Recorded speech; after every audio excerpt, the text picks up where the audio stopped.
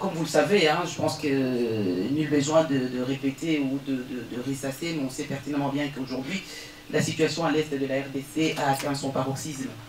C'est depuis 30 ans, si pas plus, que l'est de la RDC est en proie à des violences innommables, sous un silence assourdissant de la communauté internationale, dont la Belgique, notre pays, était aussi complice pendant longtemps de ces massacres et de ces crimes contre l'humanité qui s'est perpétrée à l'est de la RDC et qui touche l'ensemble de la RDC. Parce que tout le monde parle de l'est de la RDC comme si c'était une entité à part. L'est de la RDC fait partie de la RDC. Donc si l'est de la RDC est touché, c'est toute la RDC qui est touchée. Donc parlons plutôt en termes de ces crimes, de cette guerre qu'on est en train de livrer à la RDC dans son entièreté.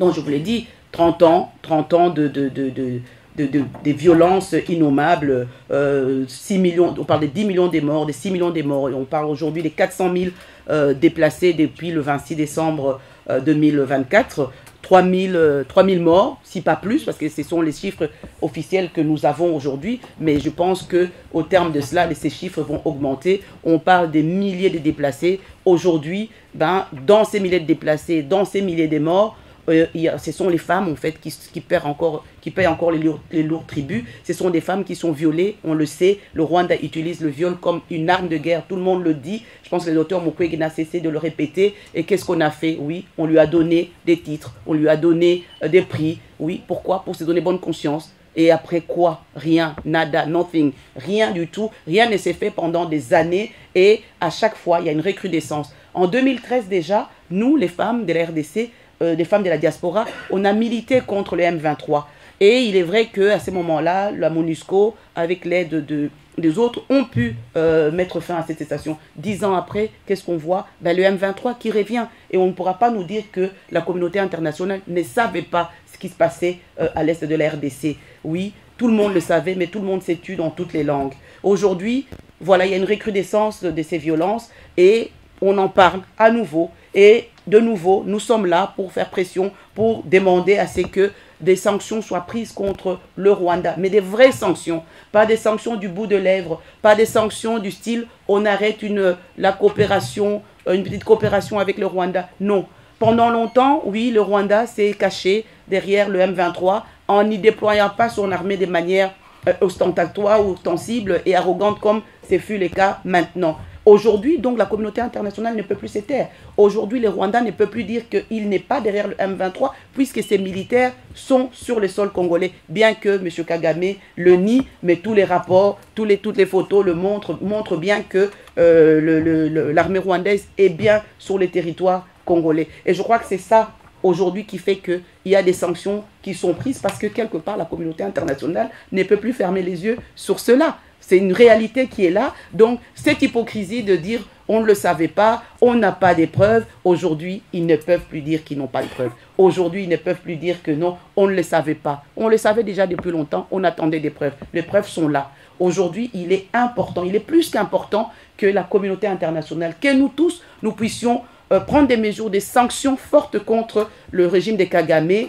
Et donc, par rapport à ça, nous, ici, de la communauté de la diaspora congolaise, en tant que mandataires, en tant que citoyens, nous agissons à notre niveau en fonction de nos possibilités. Qu'est-ce que nous, on a fait au niveau de la région bruxelloise? On a cessé d'interpeller, on a cessé de faire des propositions de résolution. Et cette fois-ci, au niveau du Parlement bruxellois, nous avons fait une proposition de résolution qui a été co-signée par 10 partis, je vous dis 10 partis, toutes tendances confondues, du Nord et du Sud, pour demander des réelles sanctions de la Belgique par rapport au régime des Kagame.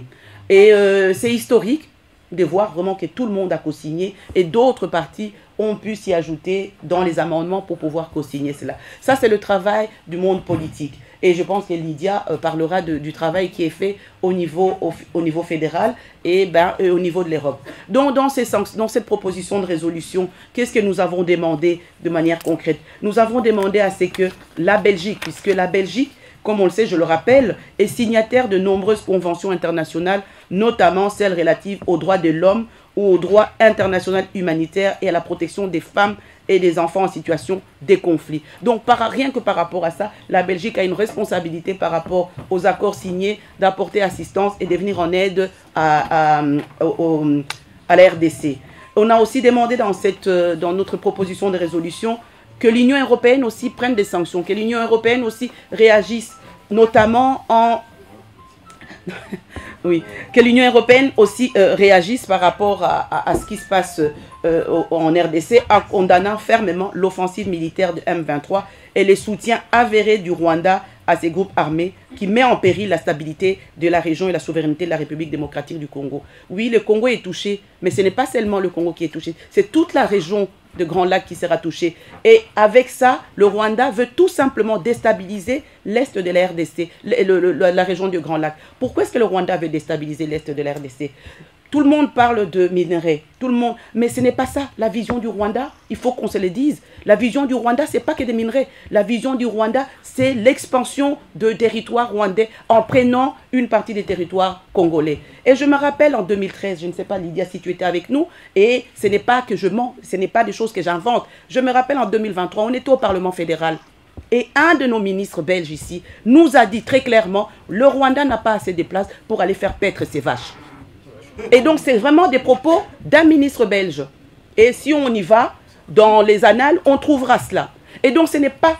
C'est déjà depuis longtemps qu'on le sait. Le Rwanda, aujourd'hui, se cache aussi derrière, en fait, cette théorie de dire, voilà, c'est que les minerais économiques. Non, et il se cache, le plus important, et c'est de manière sournoise, c'est récupérer, soi-disant, les territoires congolais. Aujourd'hui, ils ont une armée de lobby, une armée des jeunes qui mettent maintenant sur les réseaux sociaux pour faire changer la théorie, pour dire qu'aujourd'hui, le Congo a ravi des territoires au Rwanda avant, comment dire, quand le Rwanda avait été sous protectorat belge. Mais c'est un pur mensonge. Allez-y tout simplement au musée de Tervuren, vous allez voir la carte. Sur cette carte-là, il n'y avait pas ces territoires qui étaient donnés ou administrés par le Rwanda. Donc les Congolais, il faudrait que le Congolais fasse très attention. Il faut de la rhétorique. Les mots ont leur importance. Tout le monde a mis l'accent sur les minerais. Oui, il faut le faire, ça c'est visible. Mais en fait, le plus important pour le Rwandais, c'est quoi? C'est de récupérer les territoires congolais. Donc il faudrait changer les narratifs. Ce n'est pas seulement venir avec le vol des minerais, mais c'est mettre en avant et mettre en exergue ces besoins qu'a le Rwanda de pouvoir récupérer les territoires congolais. Donc ça, c'est vraiment quelque chose d'important qu'il faut avoir. Et dans les combats que le Congolais mène et que nous, les Congolais de la diaspora, nous menons, nous devons rappeler cela. Donc, nous, par rapport à ça, nous avons demandé au gouvernement congolais, au gouvernement plutôt de la région bruxelloise, parce que moi je suis de la région bruxelloise, de condamner fermement cette offensive, d'exiger la cessation immédiate des hostilités et les retraits de toutes les forces rwandaises du territoire de la République démocratique du Congo. Je ne sais pas si vous avez entendu, le Rwanda, Kagame dit, il s'en fout. Il s'en fout. Et il s'en fout des sanctions qu'on pourrait prendre contre lui. Mais alors, je me dis tout simplement, je me tourne vers mon gouvernement régional, je me tourne vers mon pays, la Belgique, en disant, quand le Rwanda dit qu'il s'en fout des sanctions que la Belgique va prendre, pourquoi continuer à le protéger? Quelqu'un qui se fout de vous, excusez-moi du terme, quelqu'un qui se fout des sanctions, même de la coopération. Et il faut savoir que le Rwanda, tout le monde parle, le met en avant en disant que, oui, voilà, le Rwanda, c'est le modèle, c'est l'exemple du développement. Oui, certes, mais avec quel argent? C'est avec l'argent de la coopération et avec l'argent du recel et de vol des minerais congolais. Je pense que si on lui coupait les ailes, si on lui coupait cette coopération et qu'on fermait réellement les frontières, nous allons voir quel est le développement, comment est-ce qu'il arrivera encore à faire ce développement. Est-ce qu'il serait encore le premier pays démocratique ou qui est en bon développement dans les top 10 des pays. Donc voilà, ça, c'est ce que nous devons rappeler à nos gouvernements ici. Oui, le Rwanda, il n'en a rien à cirer. Et il brandit le spectre du génocide de Tutsi pour dire, pour à la limite mettre le monde entier à genoux et arriver comment dire, à les soutenir dans son entreprise criminelle qui se passe à l'est de la RDC et dans la gréson de Grand Lac. Donc ce sont en fait ces faits-là que nous devons avoir à l'esprit et pour pouvoir en fait mettre en place des actions ciblées pour ça. Il faut demander nécessairement, je vous ai dit, la fin de cette guerre, mais je crois qu'au-delà de demander tout simplement des sanctions, il faut aller plus loin. Il faut aller plus loin, c'est-à-dire il faut nécessairement que nos pays partenaires, et la Belgique a tout à gagner en étant le vrai partenaire de la RDC, parce que la RDC c'est un grand marché. Nous serons dans un, comment dire, dans un système gagnant-gagnant si la Belgique soutenait réellement le Congo et la stabilité de la RDC. Pourquoi? Parce que la Belgique aujourd'hui, on est tous saturés en Europe. Hein. Le vieux continent est saturé et donc le Congo est un marché, un grand marché potentiel pour les services belges. Donc si la Belgique, qui est notre allié principal aujourd'hui, s'il recule, ben, il perd aussi.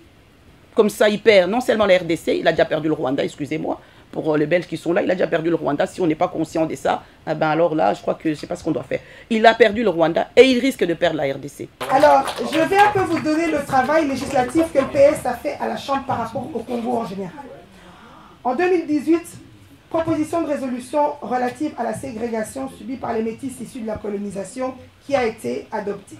En 2021, proposition de résolution par rapport aux violences sexuelles commises à l'est de la RDC et à la protection du docteur Denis Mukwege qui a été adoptée. En 2022, carte blanche qui a dénoncé l'échec de la commission spéciale sur le passé colonial, où le MR et l'OpenVLD, comme vous le savez, avaient quitté la table des négociations, mais vous avez oublié ça, vous avez quand même voté pour eux. Donc le parti a écrit une carte blanche. Alors, en 2023, une autre proposition de loi permettant l'accès aux archives en vue de la recomposition des familles à la suite des séparations transfrontalières contraintes. Et puis, ce qui est important, en 2024, le premier parti qui a déposé une proposition de résolution relative à la situation humanitaire dramatique à l'est de la RDC, c'était nous. Mais malheureusement, cette proposition de résolution n'a pas été adoptée. Donc, vous allez voir maintenant comme l'actualité est en train de bouger, tout le monde fait des propositions de résolution. Mais nous, on avait déjà déposé en 2024, ils avaient refusé de voter. Mais par enchantement, vous allez voir d'ici là, demain, il y a une proposition de résolution qui est mise en urgence au Parlement fédéral. Comme par hasard, ceux qui avaient refusé de voter en 24 vont déposer un texte, mais c'est bien pour le Congo. Je tiens quand même à le dire pour votre mémoire. Alors, moi, j'ai déposé aussi une proposition de résolution. Dès que j'ai été élu parlementaire en octobre, j'ai déposé une proposition de résolution sur l'est de la RDC. Le chemin parlementaire est long. Quand tu déposes un texte, ça prend plusieurs mois pour passer. En commission, il y a un travail de débat. Ensuite, après, ce texte sera voté à l'Assemblée plénière. J'ai déposé mon texte en octobre, mais nous sommes dans l'opposition. Ce qui se passe maintenant, c'est le jeu politique, mais ça joue pour le Congo. Le texte de la majorité va être déposé demain en urgence. De temps en temps, il faut garder l'ordre du jour du Parlement. Le jour où il sera voté en plénière, je vous appellerai pour que vous puissiez venir assister. Donc, je pense que d'ici là, le Parlement fédéral va introduire un texte pour le Congo. À la région, ils nous ont devancés. Et en février, le 18 février, lorsque Goma est tombé, à ma demande, la commission Relations extérieures s'est réunie en urgence. Et c'était à ma demande, et j'insiste. C'est moi qui ai écrit le mail à la présidente de la commission en disant, vu la situation urgente, il faut qu'on puisse écouter l'ambassadeur. C'est comme ça que l'ambassadeur est venu au Parlement fédéral et c'était très utile. Parce que les députés devaient entendre vraiment ce qui se passe. Il y en a bien sûr qui sont au fait de ce qui se passe. Il y a des familles politiques qui suivent, mais il y en a d'autres qui sont un peu distraits, qui sont plus dans la Palestine, etc. Et ce qui est important, c'est que pour la première fois, on a quand même 2 députés au Parlement fédéral d'origine congolaise, moi et papa Pierre Compagnie. Pourquoi c'est important? Je pense que c'est vrai, hein, sans dénaturer ou nier le travail que André Flao a accompli pendant des années, Mais quand c'est toi qui es concerné, on sait que de toute façon, c'est toi, c'est ta famille. Moi, quand je parle de l'Est du Congo, je parle de choses aussi que, bien sûr, d'autres députés aussi les connaissent. Mais moi, il y a ma famille qui est à l'Est du Congo, il y a mon sang. Et parfois, c'est vrai que je peux parler avec une émotion parce qu'il y a mon sang qui parle. Et pour la première fois depuis le début de l'histoire de Belgique, on a des députés d'origine congolaise qui sont là. Et je pense que c'est aussi une bonne image pour la Belgique et pour le Congo. Ça marque quand même qu'on n'est plus dans la période de colonisation, que nous aussi, on occupe des places qui n'étaient pas les nôtres naturellement. Je vous dis ça parce qu'en 2029, il y a des élections et c'est important d'avoir des élus au Parlement fédéral, au Parlement régional, dans les conseils communaux, à tous les niveaux de pouvoir. Si on régresse cette fois-ci, il y aura d'autres communautés qui vont gagner. Je parle par exemple de la communauté guinéenne. Ils sont très bien organisés. Ils ne sont pas dans certaines guerres. Au moment des élections, on est partout. Si on est bien organisé, chacun va être élu dans son parti. Moi, bien sûr, je ne parle que de mon parti, parce que voilà. Mais à un moment, Gisèle Mandaïla vous a dit qu'il y a eu une résolution qui a été votée à l'unanimité au Parlement bruxellois. Lundi, j'introduisais une motion au Conseil communal qui a été co-signée également par plusieurs partis et qui a été votée à l'unanimité, qui demande, on s'est un peu inspiré les uns des autres, un peu les mêmes choses qu'au Parlement bruxellois. On demande aussi l'application de la loi sur la compétence universelle pour pouvoir poursuivre sur le sol belge M. Paul Kagame, M. Corneille Nangaa. Vous savez, ce n'est pas du bluff. Hein? Est-ce que vous savez que vous-même, comme association de la société civile, vous pouvez aussi vous organiser pour introduire une plainte contre M. Kagame? Ça va faire du bruit. M. Kagame, M. Nangaa, en tout cas, va porter plainte contre vous en Belgique. Et puis, il y a aussi d'autres choses qu'on peut faire, que la RDC peut faire. Je m'adresse à mon collègue. La Russie. Est-ce que vous savez que la Russie a été exclue de toutes les compétitions sportives? Donc, la joie du Rwanda, c'était de travailler avec Arsenal, visite, je ne connais même pas les clubs, le truc là de foot, Paris Saint-Germain ou je ne sais pas qui, je ne regarde même pas ça. Quand je vois Visite Rwanda, j'étais à la télé. Donc, leur gloire, c'est le sport. La Formule 1, le cyclisme. Maintenant, imaginez-vous que l'État congolais aille au tribunal du sport et demander la suspension du Rwanda dans toutes les compétitions sportives. Ça va leur faire mal, hein? Mais pour faire cette pression, c'est vous, la société civile. Moi, je ne vais pas appeler le gouvernement congolais. Vous, la société civile, faites des lobbies pour que le Rwanda puisse être exclu de toutes les compétitions sportives. C'était leur fierté, non, c'est beau maillot de foot. Maintenant, on verra comment vous allez encore aller jouer au foot, comment il y aura du vélo chez vous. Il y a plusieurs types de sanctions. Et ça, c'est une sanction économique. Parce que tous les gens qui venaient là, oh, on va au Rwanda pour faire pour voir la course de vélo. On verra qui ira encore là-bas. Vous savez, la diplomatie, c'est une minute, c'est très très important. Pourquoi les pressions diplomatiques sont importantes? Regardez l'apartheid. Hein. Ils ont eu des embargos, des condamnations internationales. Bah, ils ont dû changer de régime. Hein. Ça les a contraints. Il y a certains théoriciens qui disent que oui, les sanctions économiques ne changent rien. Ce n'est pas ça qui fait plier un régime. Donnons d'abord ces sanctions, puis on verra si c'est rien. Aujourd'hui, le Rwanda a fait un grand communiqué en disant que oui, ils ne veulent plus de l'aide de la coopération économique belge. Ouais, ils ont préempté la décision. Moi, il y a 2 semaines, j'ai dit à Maxime Prévost en plénière, je lui ai dit, monsieur, il faut couper la coopération entre la Belgique et le Rwanda. Le ministre m'a dit, je vais écrire à mon administration et voir dans quelle mesure. Vous pensez que les Rwandais ne suivent pas? Ils savaient que ça allait venir. Alors, ils nous ont coupé. Vous savez, un criminel, au Congo, on dit quoi? Il faut quitter les choses avant qu'elles te quittent. Kagame a montré que vraiment, il est africain. Il a préempté les choses. Qui a besoin de qui, en fait? Est-ce que c'est nous, la Belgique, qui avons besoin du Rwanda? Ou bien ce sont les pauvres Rwandais qui meurent de faim dans toutes les régions qu'il cache? Il n'y a que Kigali qui l'a développé. C'est un mythomane, hein? Moi je suis désolée. Allez à l'intérieur du Rwanda et vous verrez la pauvreté comme au Congo. Ce sont ces pauvres-là qui ont besoin de cette coopération. Donc quand il dit qu'il coupe, c'est lui qui punit son peuple, hein, pas nous.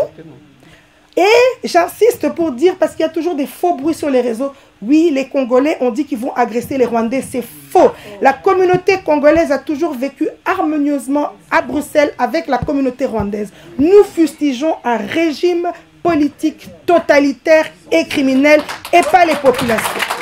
Voilà, merci beaucoup.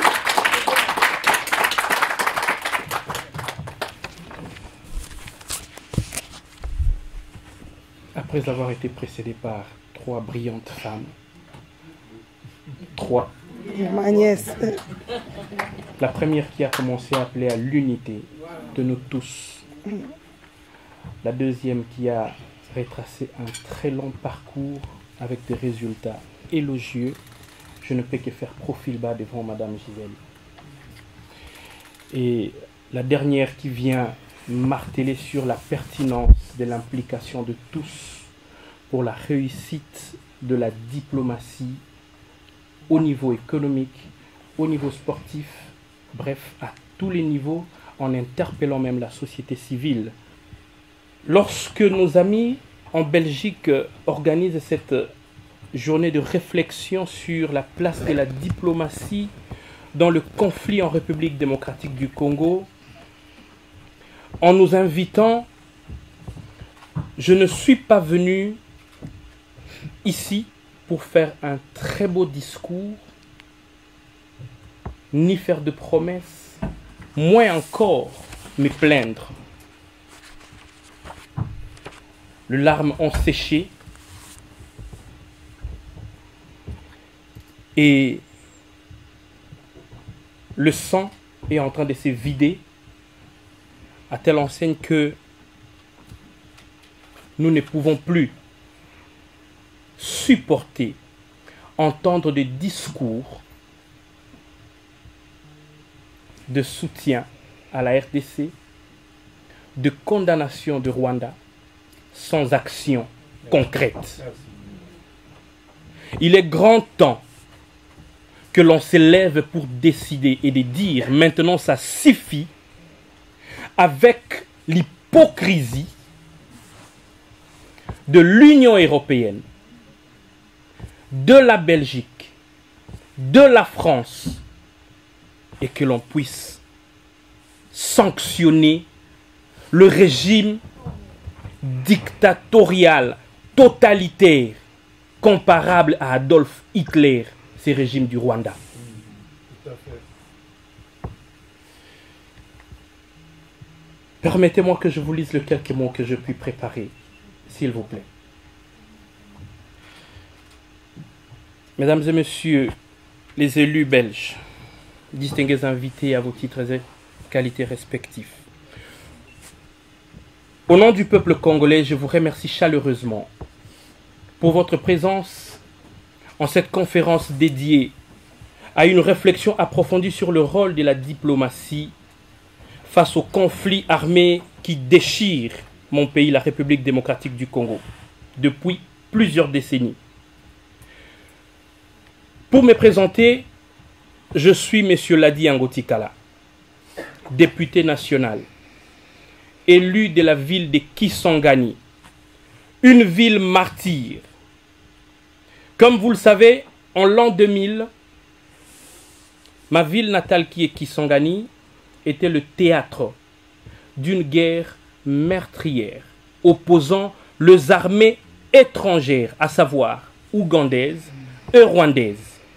Sauf erreur de ma part, c'est l'une des rares fois dans l'histoire de conflits mondiaux de voir deux armées étrangères se battre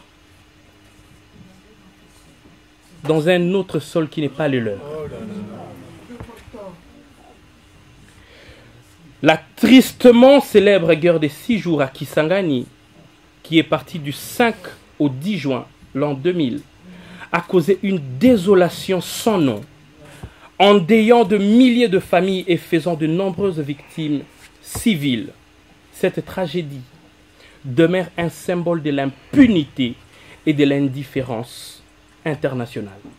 Parce que jusqu'au jour d'aujourd'hui, Paul Kagame continue à nier la présence de troupes rwandaises qui se sont battues contre les Ougandais dans ma ville natale qui est Kisangani.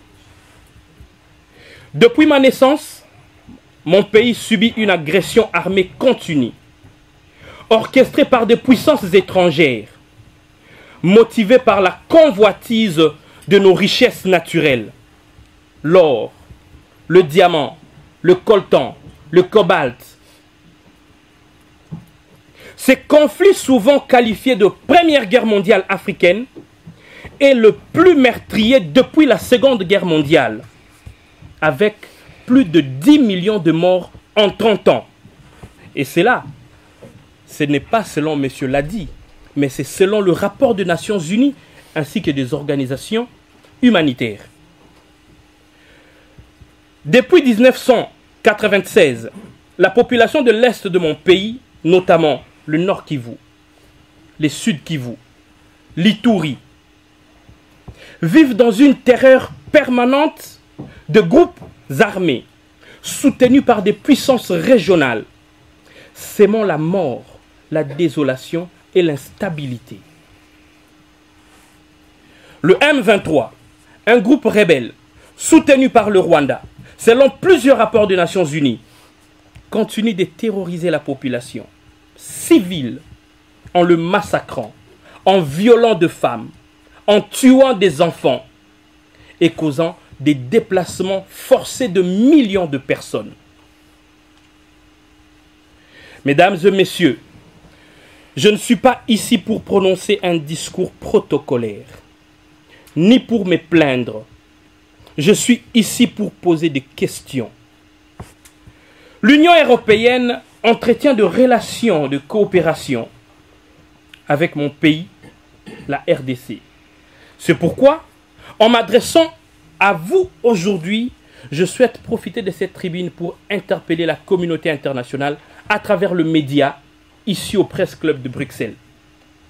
Premièrement, je commence à me demander pourquoi cette indifférence vis-à-vis de la population de la RDC. Pourquoi ce mutisme à une guerre qui dure plus de 3 décennies? Pourquoi les Rwandais identifiés comme agresseurs dans plusieurs rapports des Nations Unies, notamment le rapport Mapping de 2010, n'est-il pas sanctionné? Pourquoi les criminels de guerre qui massacrent la population de l'Est de mon pays circulent en toute impunité et deux fois ils sont même ici à Bruxelles et vous les accueillez en leur octroyant des visas Schengen? Pensez-vous que le millier de victimes congolais ne sont pas des êtres humains? Quelqu'un m'a dit, les Occidentaux, ils s'en foutent de la mort des nègres que vous êtes. Dois-je comprendre que vous ne vous identifiez pas aux populations qui pleurent dans les montagnes de Massissi, de Rutshuru, de Beni, de Mwenga, aujourd'hui de Bukavu? Pensez-vous que cette guerre est trop éloignée de chez vous pour mériter votre attention? Je serais tenté de croire que certains d'entre vous pourraient penser ainsi. Mais permettez-moi de vous dire ceci. Dans le cadre de mes fonctions en tant que parlementaire, j'ai effectué une mission du 17 janvier 2025 au 26 janvier 2025 dans la province du Sud Kivu. Et cette mission consistait à un contrôle parlementaire sur l'exploitation illicite de minerais dans la province du Sud Kivu. Ce que j'ai vu dans les Sud Kivu m'a laissé sans mots. Une destruction de l'écosystème inexistante, sans aucun respect des normes. Le désordre occasionné par la guerre a favorisé la création de campements clandestins où des hommes, pour la plupart d'origine étrangère, exploitent nos minerais sans le moindre respect de l'environnement. Ces activités illégales ont un impact néfaste sur la biodiversité, détruisant des écosystèmes entiers et compromettant l'avenir de la planète tout entière. C'est bien bon de se taire, mais croyez-moi, les conséquences nous en payerons tous. Oui, de balles, de bombes sifflent, peut-être loin de chez vous, vous n'entendez pas le son. Mais une chose est certaine, l'humanité tout entière devra payer la facture de cette inconscience de notre temps. La destruction de l'environnement, l'exploitation illégale des ressources et les conflits armés ne connaissent pas de frontières. Les conséquences de ces actes, qu'il s'agisse de la pollution, de la perte de la biodiversité, de déplacements massifs des populations, finiront par toucher chaque continent, chaque nation, chaque communauté. Non, la guerre n'est pas loin, elle est juste à côté ici. Elle est à nos portes. Et ses répercussions nous concernent tous. Si nous ne prenons pas de mesures urgentes et concrètes pour mettre fin à cette tragédie, ce ne sera pas seulement le Congo qui payera le prix, mais l'humanité tout entière. Je vous remercie.